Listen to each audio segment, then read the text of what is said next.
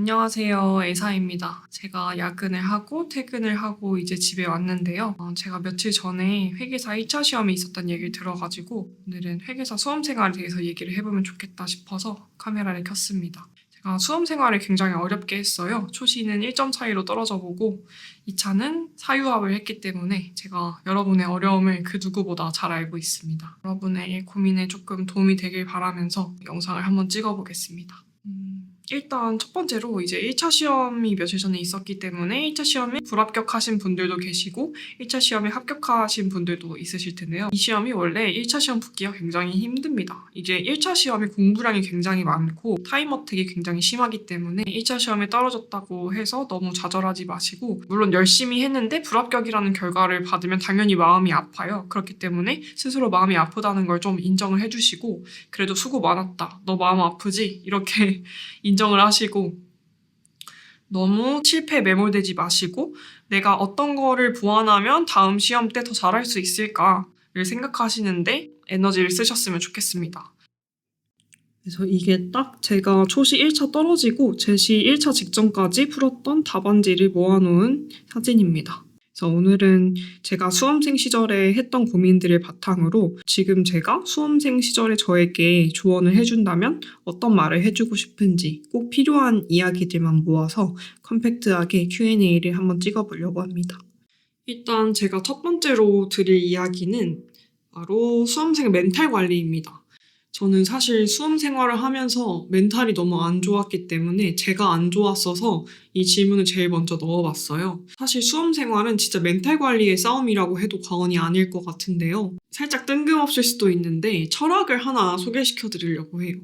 알베르 카미의 철학인데요. 카미가 실존주의 철학자라고 알려져 있긴 하지만 사실 카미는 반철학자에 가깝습니다. 철학하고 생각하는 것보다 지금 내 앞에 놓인 삶을 살아내는 게 더 중요하다고 생각하는 사람이기 때문에 카미의 철학이 힘든 상황에서 도움이 많이 되더라고요. 카미의 책 중에 시지프 신화라는 책이 있어요. 그래서 그리스 로마 신화에 보면은 시지프라는 인물이 나오거든요. 그래서 신의 저주를 받아서 이제 바위를 산 밑에서 위로 맨날 들어 올리는데 항상 정상에 이제 다다를 때쯤 되면 돌이 다시 굴러 떨어집니다. 저는 이게 수험 생활이랑 굉장히 비슷하다고 생각을 하거든요. 내가 매일 돌을 밀어 올리지만 매일 계속 까먹고 계속 뭔가 부족하고 내가 진짜 정상에 다 다다른 것 같았는데 다시 돌이 굴러 떨어지고 이런 부조리한 상황을 계속 마주해야 되는 게 수험 생활이라고 생각을 합니다. 근데 이제 카미가 이야기하는 게 우리는 행복한 시지프를 상상해야 된다라고 하거든요. 부조리하고 무의미해 보이는 이런 힘든 삶 자체를 사랑할 수 있어야 된다. 그래서 이렇게 반복되는 삶 자체를 긍정하고 수험 생활을 건강하게 잘 이겨내기 위해서는 본인만의 루틴이 있거나 소소한 행복들을 만드시는 게 좋습니다. 저 같은 경우에는 뭐 아침에 커피 마시는 거라든지 아침 챙겨 먹는 거라든지 그렇게 소소한 거에서 좀 하루의 기쁨을 느끼려고 노력을 했던 것 같아요.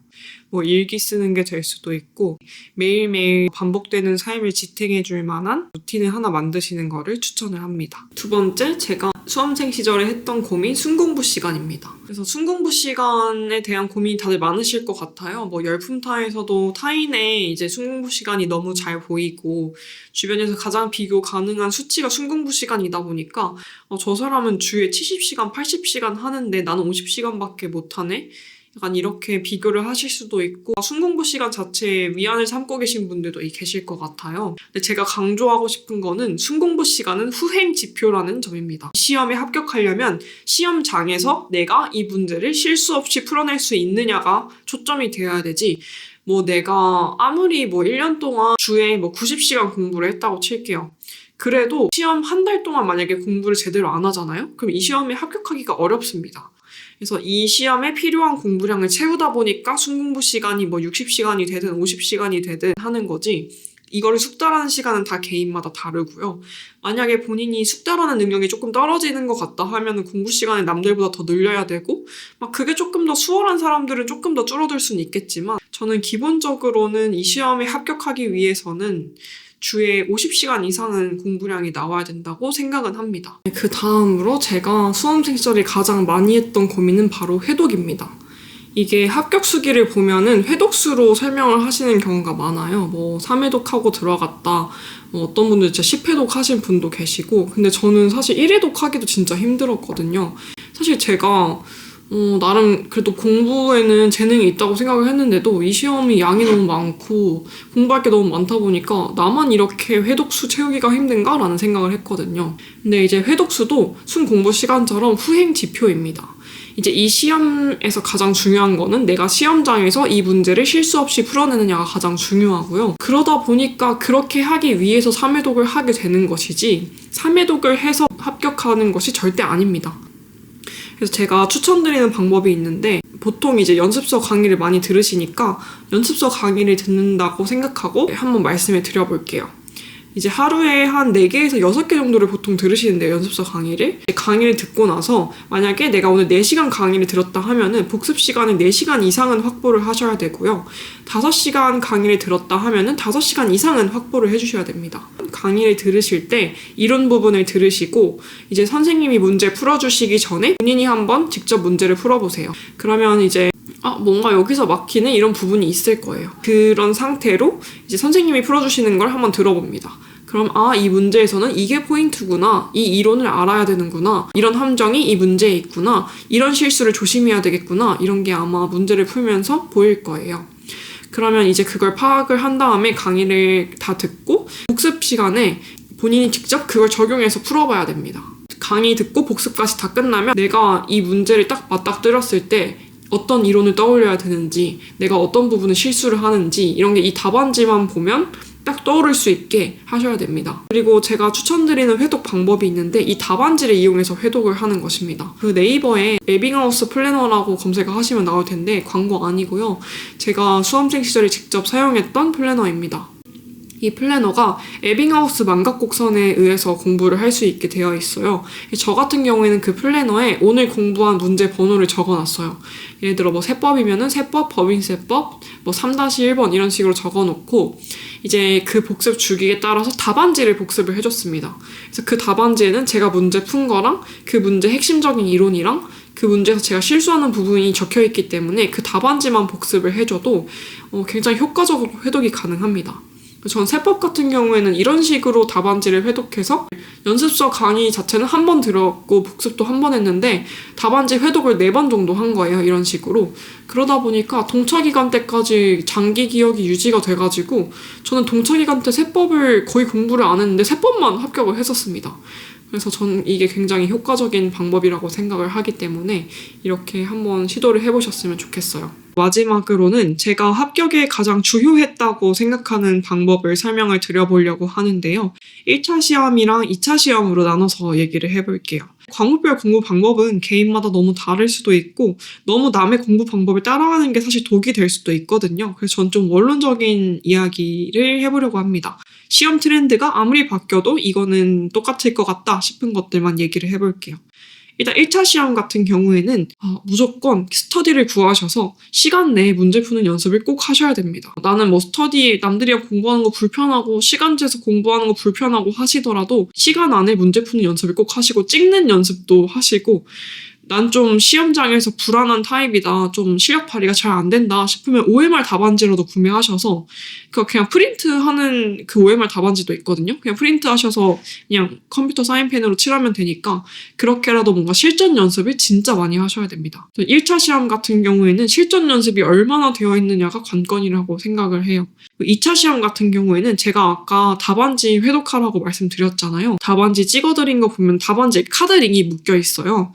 그게 어떤 거냐면 2차 답안지를 살 때 연습장 같은 걸 사지 마시고 풀제본되어 있는 걸 사세요. 풀제본에서 뜯을 수 있는 거.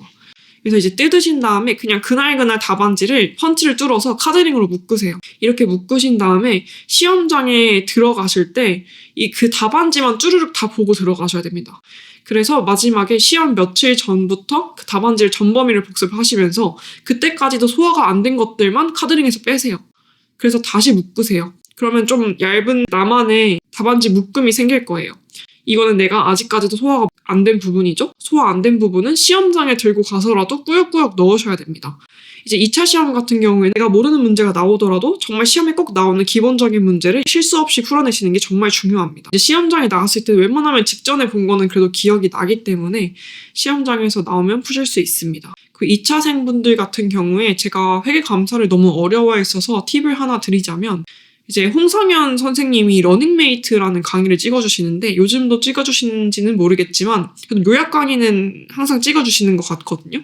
그래서 감사를 공부하시기 전에 이 컴팩트한 강의를 한번 들으시면 좋습니다.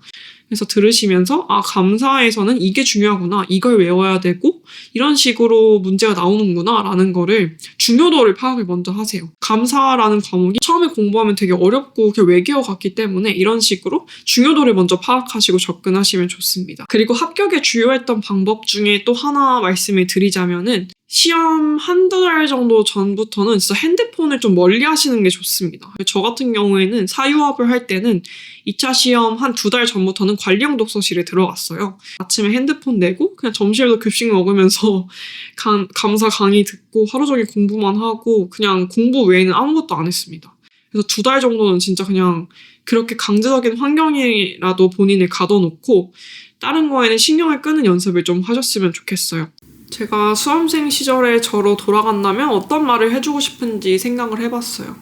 저 같은 경우에는 비전공자였기 때문에 외로웠어요. 주변에 저랑 똑같은 길을 가는 친구들이 많이 없었고 힘들게 수험 생활을 했는데 그 과정이 다 저에게 큰 자산이 되어주더라고요. 자격증도 큰 자산이지만 그렇게 이겨낸 경험들이 저를 엄청 단단하게 만들어주고 저의 회복 탄력성을 엄청 키워줬기 때문에 저는 수험 생활에서 얻은 게 굉장히 많았다고 생각을 합니다.